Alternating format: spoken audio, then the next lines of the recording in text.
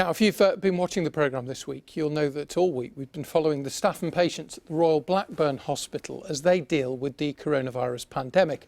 Today, we're looking at the challenges of running a hospital at the moment. Here's our health correspondent, Gill Dummigan, with the latest of her exclusive reports.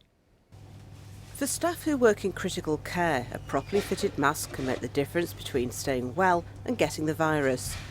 Even now, I have to check myself and trying to make sure that it's got a good seal, because if there's a bit of a leak around here, it doesn't really work out really well. Different types of mask fit different face shapes, so staff have to go through a face fitting test to find out which one's right for them. So the first steps is ensuring that we've got the sensitivity check there to ensure that the individual can taste the product. The testers spray a strong tasting solution into a plastic hood, then carry out a series of tests.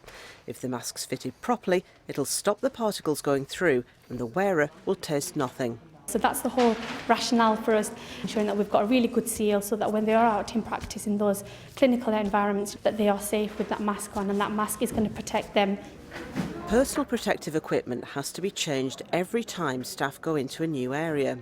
We go through about 85,000 aprons and masks a week, about 200,000 gloves a week and several thousand gowns.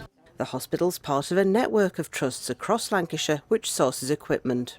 We have a really good procurement team who work night and day, and thus far, though at times it has been tight, we've always had enough to be able to get us through.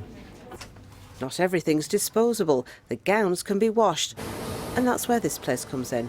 Unusually, this hospital has got its own laundry, and at the moment, it's going full tilt. The workload's changed in that we're doing a lot more curtains now, whereas we used to do 200-300 a week. We're now doing that per day. We're doing a lot more scrub suits now because a lot more people, the nursing staff and the medical staff are wearing scrub suits. It is quite a lot of work. It's been a lot of change in a very short period of time. Linen which might have come into contact with the virus arrives in a special bag which dissolves in the wash to prevent infection, while the gowns are cleaned separately. They go through barrier washers into the clean room where they're dried, inspected, folded and then they're bagged. The department also cleans surgical instruments, but the number of operations has drastically fallen, so technicians like Janet are now working here. How are you finding it? All right, yeah, it's very fast. Me and Nikki work good together, so it's hot.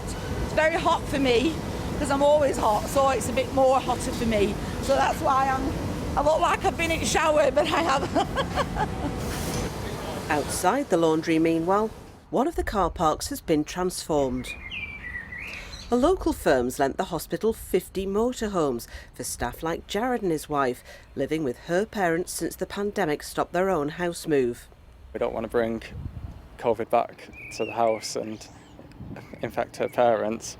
So fortunately the trust sort of stepped in and said that they had these motorhomes that they could sort of make available for us. What's it like? Well, it's actually quite comfortable. I mean, it doesn't move around, but we have our TV in there, we have our cooker in there. We're quite happy to be in there, really. It's a bit of an adventure. No one can yet predict the road ahead, but every effort's being made to make it run smoothly. Gill Dummigan, BBC North West Tonight, Blackburn.